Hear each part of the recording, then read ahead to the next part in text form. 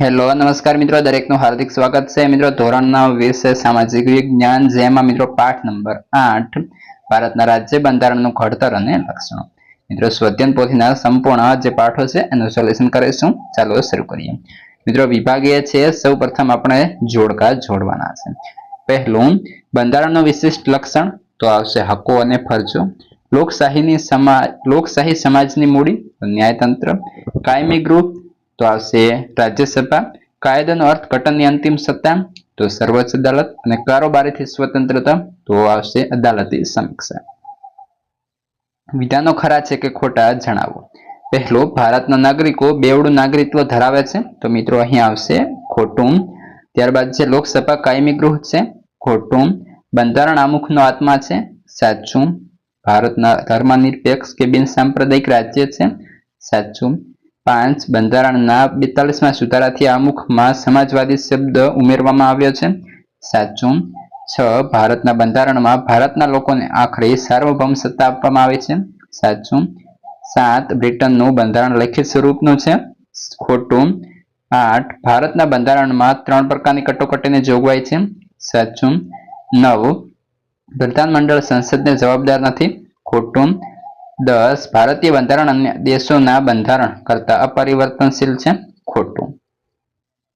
ત્યારબાદ ખાલી જગ્યાઓ પૂરું. પહેલી છે બંધારણ ખરડા સમિતિના અધ્યક્ષ તો ડોક્ટર BR આંબેડકર. 2, કટોકટી સમયે ભારત તો કે એક તંત્ર વ્યવસ્થામાં ફેરવાઈ જાય છે. 3, ભારતનું ન્યાયતંત્ર બંધારણનું રક્ષક અને વાલી છે. મારા દોસ્તો, આ વિડીયો નીચે જોશો તો તમારે ચેનલને સબસ્ક્રાઇબ કરી લેવાનો છે અને ત્યારબાદ કોમેન્ટનો ઓપ્શન આ રીતે સ્વાઇપ કરશો તો હાઇપનું ઓપ્શન આવશે. તે પર સિમ્પલી એક વખત ક્લિક કરશો તો જોવા મળશે નવું જ નજરાણું. ક્લિક કર્યા બાદ આ રીતના તમે જોવા મળશે અને આપણે જે છે હાઇપના પોઈન્ટ્સ છે એ ઉપર એક વખત મિત્રો સિમ્પલી ક્લિક આપી દેવાનો છે. 4, બંધારણ ઘડતરનું કાર્ય ઈસવીસન 1950માં પૂર્ણ થયું. 5, ભારતમાં સાર્વત્રિક પુખ્ત વય મતાધિકાર છે. 6, કેન્દ્રમાં પ્રધાનમંડળની રચના તો કે સંસદમાંથી કરવામાં આવે છે. 7, બંધારણ સભાના અધ્યક્ષ ડોક્ટર રાજેન્દ્ર પ્રસાદ હતા. 8, ભારતના બંધારણની શરૂઆત આમુખથી થાય છે. 9, રાષ્ટ્રપતિ રાજ્યસભામાં 12 સભ્યોની નિમણૂક કરાય છે. ત્યારબાદ મિત્રો વિભાગ B. મિત્રો આપણે ચેનલ પર તમામ વિષયના સ્વાધ્યાય પોથી, સ્વાધ્યાય વગેરે તમામનું સોલ્યુશન ઉપલબ્ધ છે. જોઈએ પહેલો પ્રશ્ન. આમુખના મહત્વ વિશે ટૂંકમાં લખો. તો કે ભારતના બંધારણની શરૂઆત ભવ્ય આદર્શો, ઉદ્દેશો અને ભાવનાઓ રજૂ કરતા આમુખથી થાય છે.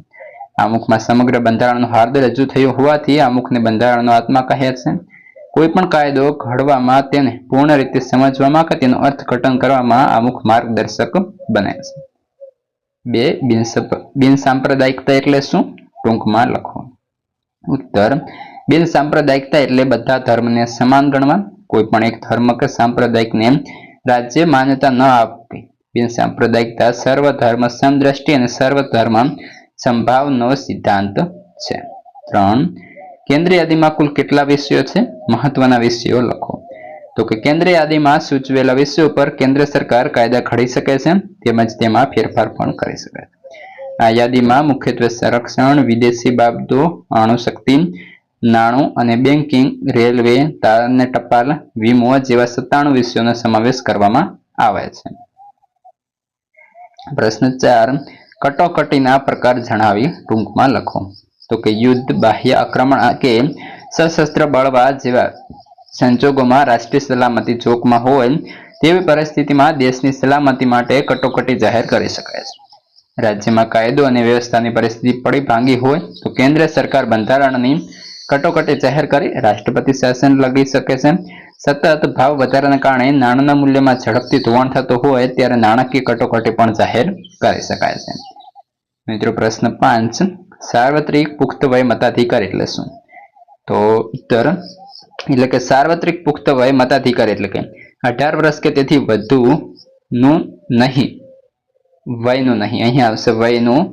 18 વર્ષ કે તેથી વધુ વયનું હોય, કાયદા દ્વારા ગેરલાયક ઠરાવવામાં ન આવ્યો હોય અને અસ્થિર મગજનું ન હોય, જેનું મતદાર યાદીમાં નામ હોય એવા ભારતના પ્રત્યેક નાગરિકને ધર્મ, જાતિ, કોમ, શિક્ષણ, લિંગ, જન્મસ્થાન, આવક કે મિલકતના ભેદ વિના આપેલો સમાન મતાધિકાર છે.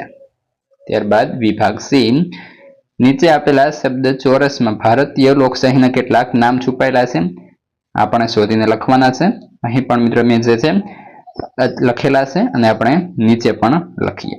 પહેલું લોકસભા, રાષ્ટ્રપતિ, આમુખ, વિધાન પરિષદ, રાજ્યપાલ, રાજ્યસભા, વિધાનસભા અને વડાપ્રધાન. પ્રશ્ન 2 બંધારણ ઘડતરની પ્રક્રિયા જણાવો. જોઈએ બંધારણમાં કુલ 389 સભ્યો હતા. બંધારણ સભામાં જવાહરલાલ નહેરુ, વલ્લભભાઈ પટેલ, મૌલાના અબુલ કલામ આઝાદ, શ્યામ પ્રસાદ મુખર્જી, એચ.પી. મોદી, એસ.વી. ગામત, ફ્રેન્ક એન્થની અગ્રણી નેતા ઉપરાંત બંધારણના નિષ્ણાત તરીકે ડોક્ટર ભીમરાવ આંબેડકર અને કનૈયાલાલ મુનશી તેમજ સ્ત્રી સભ્ય તરીકે જાણીતી શ્રીમતી સરોજની નાયડુ અને શ્રીમતી વિદ્યાલક્ષ્મી પંડિતનો સમાવેશ પણ કરવામાં આવ્યો હતો. બંધારણ સભાના અધ્યક્ષ ડોક્ટર રાજેન્દ્ર પ્રસાદ હતા અને તેમની ખરડા સમિતિના અધ્યક્ષ ડોક્ટર ભીમરાવ આંબેડકર હતા. 9 ડિસેમ્બર 1946ના દિવસથી બંધારણ સભાએ તેની કામગીરી શરૂ કરી. આ ભગીરથ કાર્ય પૂરું કરવા કુલ 166 બેઠકો યોજી હતી. એ કામગીરી કુલ 1 વર્ષ 11 મહિના અને 18 દિવસ ચાલી હતી. બંધારણમાં પ્રથમ 395 અનુચ્છેદ અને 8 પરિશિષ્ટ હતા. એ પછી તેમાં સુધારા થતા 461 અનુચ્છેદો અને 12 પરિશિષ્ટો થયા. ચર્ચા વિચારણા બાદ 26 નવેમ્બર 1949ના રોજ બંધારણ સભાએ બંધારણને મંજૂરી આપી. 26 જાન્યુઆરી 1950ના દિવસે બંધારણનો અમલ શરૂ કરવામાં આવ્યો. આથી આપણા દેશમાં 26 જાન્યુઆરીનો દિવસ પ્રજાસત્તાક દિવસ તરીકે ઉજવીએ છીએ. પારિભાષિક શબ્દો સમજાવો. પહેલો છે સંયુક્ત યાદી. તો કે આ યાદીમાં જોયેલા વિચારો પર કેન્દ્ર સરકાર અને રાજ્ય સરકાર બંને કાયદા ઘડી શકે છે. આમ છતાં કોઈ વિષય પર કેન્દ્ર અને રાજ્ય બંનેની સરકારો કાયદો ઘડે તો માત્ર કેન્દ્ર સરકારે ઘડેલો કાયદો અમલમાં રહે છે. 2 સમાજવાદ. શાસન પદ્ધતિનો એક પ્રકાર છે. તેમાં ઉત્પાદનના તમામ સાધનો રાજ્યની માલિકીના હોય છે. તેમાં ઉત્પાદનોની વહેંચણી કરવાની જવાબદારી રાજ્ય સંચાલિત દુકાનો સંભાળે છે. 3 લોકશાહી. લોકશાહી એટલે લોકોનું, લોકો માટે અને લોકો વડે ચાલતું રાજ્ય. અહીં મિત્રો આપણે ઇન્વર્ટેડ કોમાની અંદર આપણે આટલું લઈ લઈએ કારણ કે વ્યાખ્યા છે. ત્યારબાદ લોકશાહીમાં લોકોએ ચૂંટેલા પ્રતિનિધિઓથી બનેલી સરકાર લોકમતના આધારે રાજ્ય વહીવટ ચલાવે છે. બ જેમાં વિધાન સમજાવો. પહેલું આમુખને ભારતીય બંધારણનો અર્થ શા માટે કહેવામાં આવ્યો છે. કોઈ પણ કાયદાના ઘડતરમાં કાયદાને સંપૂર્ણપણે સમજવામાં કે તેનું અર્થઘટન કરવામાં મુશ્કેલી જણાય ત્યારે આમુખને માર્ગદર્શક રૂપ ગણવામાં આવે છે. આ માટે આમુખ સમગ્ર બંધારણનો આધાર રજૂ કરે છે. પ્રશ્ન 2 ભારતીય બિન સાંપ્રદાયિક રાજ્ય છે. સમજાવો. ભારતનું શાસન તંત્ર કોઈ ધર્મના આધારે ચાલતું નથી કે ભારતના કોઈ એક જ ધર્મને મહત્વ આપવામાં આવતું નથી. ભારતમાં ધર્મ, જાતિ કે પંથના ભેદભાવ વિના બધા નાગરિકોને સમાન અધિકારો આપવામાં આવ્યા છે. તેમજ ભારતના બધા નાગરિકોને ધાર્મિક સ્વાતંત્ર્ય મૂળભૂત હક આપવામાં આવ્યા છે. આથી કહી શકાય કે ભારત એક બિન સાંપ્રદાયિક દેશ છે. 3 ભારત એક સંઘીય રાજ્ય છે. ભારતના બંધારણે ભારતને રાજ્યોના સંઘ એટલે કે યુનિયન ઓફ સ્ટેટ તરીકે દર્શાવ્યો છે. સંઘ શબ્દ દ્વારા ભારતમાં સંઘ અને એકમ રાજ્ય વચ્ચે ક્યારેય પણ બદલી ન શકાય એવા કાયમી સંબંધોની લેખિત સ્વરૂપે બંધારણમાં સ્પષ્ટતા કરવામાં આવી છે. પ્રશ્ન 4 ભારતનું બંધારણ વિશ્વનો સૌથી વિગતવાર અને વિસ્તૃત લેખિત દસ્તાવેજ છે. ભારત સૌથી મોટી લોકશાહી ધરાવતો દેશ છે. ભારતનું બંધારણીય દુનિયાનું સૌથી મોટું લેખિત બંધારણ છે. આ બંધારણ બનાવતી વખતે અનેક દેશોના બંધારણનો અભ્યાસ કરી તેમાંથી સારી બાબતોનો સમાવેશ કરવામાં આવ્યો છે. ભારતના બંધારણમાં કુલ 22 ભાગ છે જેમાં 461 અનુચ્છેદો અને 12 પરિશિષ્ટો છે. આથી તેને વિગતવાર અને વિસ્તૃત લેખિત દસ્તાવેજ કહેવાય છે. મિત્રો વિભાગ ડી પહેલો પ્રશ્ન લોકશાહી પર વિસ્તૃત નોંધ લખો. તો કે બંધારણના આમુખે ભારતને લોકશાહી રાજ્ય જાહેર કરી તેમની સરકારના સ્પષ્ટ સ્વરૂપને સ્પષ્ટ કર્યો છે. ભારતના બંધારણે દેશના પ્રજાકીય સાર્વભૌમત્વનો વિકાસ સ્વીકાર કર્યો છે. ભારતના રાજકીય સત્તાઓ સંપૂર્ણપણે પ્રજાના હાથમાં છે. યુએસના પૂર્વ રાષ્ટ્રપ્રમુખ અબ્રાહમ લિંકનને લોકશાહીની વ્યાખ્યા આ પ્રમાણે આપી છે કે લોકશાહી એટલે લોકોનું, લોકો માટે અને લોકો વડે ચાલતું રાજ્ય. આમુખમાં ભારતની લોકશાહી સરકારે લોકશાહી પાયાના સિદ્ધાંત, સ્વતંત્રતા, સમાનતા અને બંધુતા સ્વીકારી તેને અમલી બનાવાશે એવી સ્પષ્ટતા કરવામાં આવી છે.